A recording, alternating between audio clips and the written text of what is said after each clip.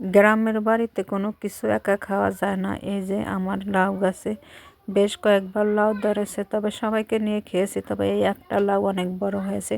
সবার চোখ আমার এই লাউয়ের উপরে, তাই আজকে ভাবলাম যে সবার যেহেতু চোখ, সবাইকে কেটে ভাগ করে দিব। তাই এই যে নামাজ পড়ে লাউ গাছ থেকে এসে দেখি লাউটা অনেকে চিমটে মেরে রেখেছে, তাই এই যে ব্লেড নিয়ে এসেছি লাউটা কাটার জন্য।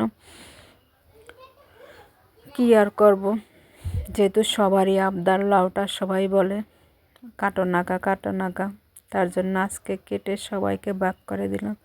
গ্রামের বাড়িতে এই জিনিসটা খুবই ভালো লাগে যে একটা জিনিস নিজের গাছে ধরলে সবাইকে নিয়ে খেতে হয়, তাই সবাইকে দিয়ে খেতে আসি। এই যে আমি লাউটা ফেলে নিয়েছি অবশেষে। এখন আমি লাউটা কেটে এই যে পড়ার সাথে সাথে লাউটা ফেটে গেছে, তবে লাউটা মাশাআল্লাহ ভিতরে এখনও কচি।